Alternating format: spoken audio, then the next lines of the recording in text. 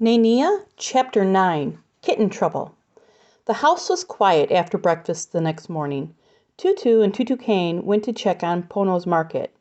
David went back to the hospital.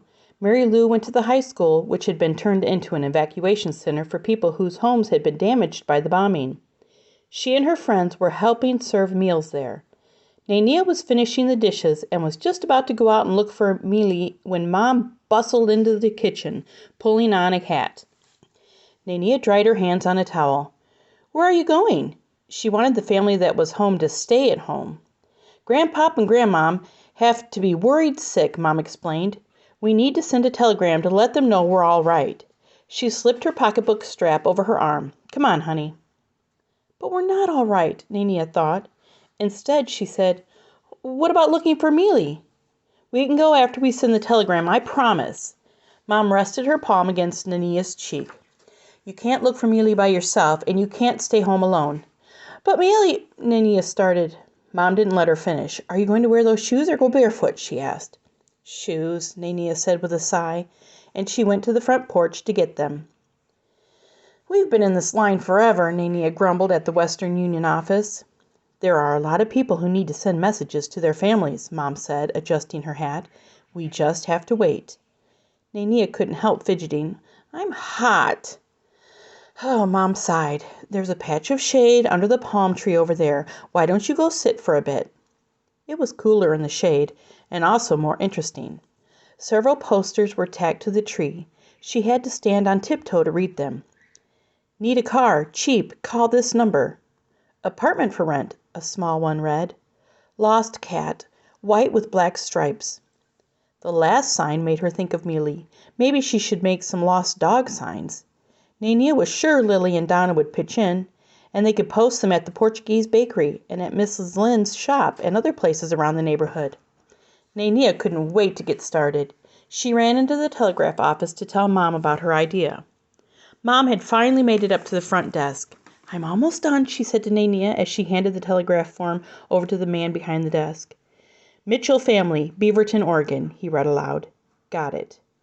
Mom fished a dollar bill and some coins out of her purse to pay. "Mahalo." "We're awfully busy," the man said, glancing at the calendar.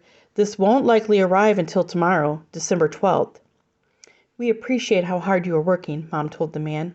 Nanea noticed that he had dark circles under his eyes. "Around the clock these past few days," he said with a weary smile. "Aloha." Nanea hurried Mom past the long line that stretched out of the Western Union office. From there to the bus stop, and then from the bus stop to home, Nanea eagerly explained her poster project. "I think you've come up with a great idea, honey," Mom said. "Good thinking." At home, Nanea raced through the front door and telephoned Donna. "Meet me at Lily's house. Important kitten business." Then she put some paper and crayons in her book bag and ran up the street. On Lily's porch, Nanea removed her shoes and added them to the pile of the Suda's front door. It was a Japanese custom that eventually became an island custom. No one wore shoes inside. When Donna arrived, she took off her shoes while Aunt Betty answered Nanea's knock. "Come in, girls," she said. "I have a great idea for finding Mealy," Nanea said, but then she hesitated. Lily was curled up on the sofa and her eyes were puffy and red-rimmed. "Maybe now's not a good time?" she asked. Lily wiped her eyes. "No, I want to hear," she said. Nanea pulled paper and crayons out of her bag while she explained her idea for the dog posters. "Keen idea!" Donna plopped down on the floor, chomping at her bubble gum as she began to draw. Lily sat up and reached for the crayons. "I'll help too." Nanea smiled. "You two are true blue friends." Each drawing of Mealy looked a little bit different. The ears on Donna's picture were a little too pointy, and Lily forgot to include the bit of white on Mealy's shoulder, but anyone could tell the drawings were of Nanea's dog.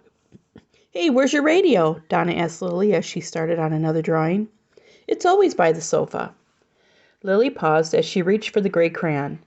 "We had to turn it into the police." "What for?" Donna asked.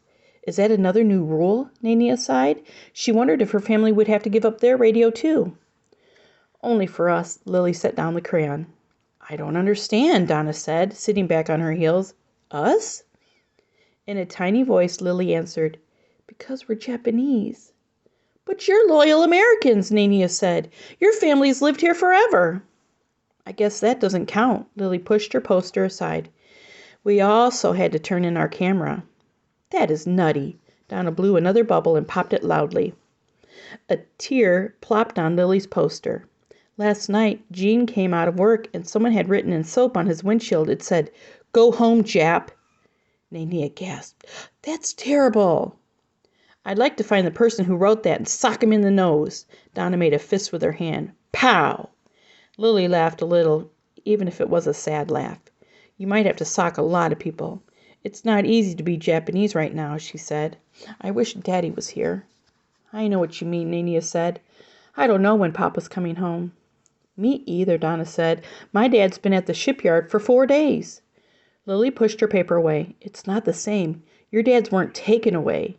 She ran to her room and slammed the door. Donna and Nanea stared at each other. Aunt Betty hurried in from the kitchen. I'm sorry, girls, she said as she headed down the hall to Lily's room. We're all so upset about Lily's father, it's difficult to know who to be angry at. The war is wrecking everything, Nanea thought. When Nanea got home from Lily's house, the kitchen countertop was covered with bread, lunch meat, and condiments. Mom was making sandwiches and then passing them to Auntie Rose, who wrapped them in wax paper, then added them to a tall stack. That's a lot of lunch, Nanea said. These are for the aid workers, Mom explained. Firefighters, police officers, air raid wardens. Since so many restaurants and grocery stores are still closed, it's difficult for them to buy anything to eat. So we'll feed them. It's one way we can help. Come, dip your paddle in, Auntie Rose said, using an old saying. Yes, Mom agreed. Pitch in. Nanea was glad to help, but she wanted to tell Mom about what happened at Lily's house. She needed some advice about making her friend feel better. But before she could say anything, Auntie Rose handed her the roll of wax paper. Take over for me, please, Kiki. I want to go call our neighborhood precinct. Nanea was confused. You're calling the police? Auntie Rose laughed. Yes, but just to let them know there's food here. They'll make an announcement on their channel. After Auntie Rose made the call, Mom turned up the volume on the radio. Ever since the commercial stations had gone off the air on Sunday, the Mitchells had kept their radio tuned to the police band for information. After a few minutes, Nanea heard their address announced. It wasn't long before tired, hungry men in dirty clothes were knocking at their front door. Mom served them coffee as they helped themselves to sandwiches. I haven't eaten in 2 days, one fireman said, taking a big bite. You don't know how good this is. Nanea gave him 2 more sandwiches. Have you seen my father, Richard Mitchell? She asked. He works at Pearl Harbor Shipyard. The firefighter shook his head. My post is downtown, but don't you worry about your pop. I bet someone's taking care of him over there, too. That was the way of the islands. Hospitality. Thinking about it made Nanea feel better, and maybe, Nanea hoped, someone is giving Mealy a scrap of food and a bowl of clean water right now. Mary Lou came home from serving meals at the high school, and she and Nanea walked around the neighborhood, hanging up the lost dog posters. When they got home, Mom announced that it was time to get ready for the blackout. She and Mary Lou pulled the blankets down over the windows, and Nanea went around the house, turning out the few lights that were on. With each button she pushed, the house grew gloomier, and so did her spirits. Making posters and handing out sandwiches all afternoon had kept her busy and kept her mind off sad feelings, but now her worries wiggled back in like geckos over, under, and around. This would be the 5th pitch-black night, the 5th night of staying inside the stuffy dark house instead of roller skating or playing tag or kick the can with the kittens and other neighborhood kids. It was also the 5th night without Papa. It seemed like years since Nanea had sat on the porch with him, listening to the trilling crickets and the funny little quacks of the geckos.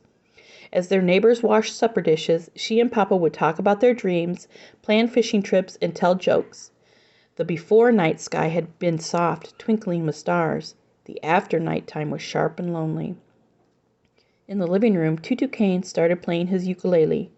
Nanea stood in the doorway, listening to her grandfather sing the beautiful words to Moi Poina, Oi Lelu, forget me not, in Hawaiian and then in English.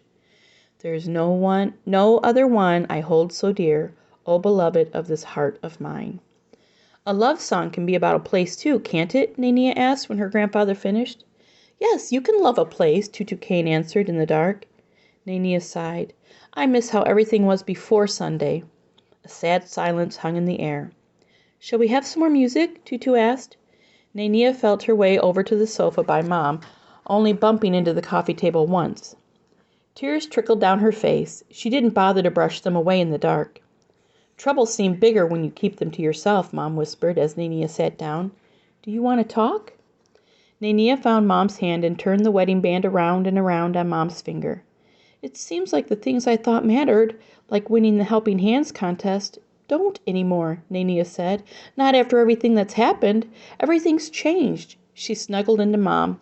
I want Papa to come home. I do too, Mom said, putting her arm around Nanea. But we all have to make sacrifices to help win the war, and that means sharing Papa. Should I keep going with the contest? That's for you to decide. There's something else. Nanea lowered her voice. Lily got mad at me and Donna today. We said we knew what it was like not to have dads around because our dads are off working. Lily said it wasn't the same thing at all. Oh, poor Lily. Mom gave Nanea a squeeze. And poor Nanea and Donna. So many bad things have happened to her family, Nanea said. Uncle Fudge is in jail, and the army took away their radio and camera. Nanea told Mom what someone had written on Jeannie's car. That's terrible, Mom explained. The Sudas are not the enemy. Hawaii is their home, and they would never do anything disloyal to America. Nanea said, I want to do something to help Lily. Keep being her friend. You'll find a way to help her, Mom patted Nanea's leg. Nanea thought and thought, but for once, she didn't have any good ideas.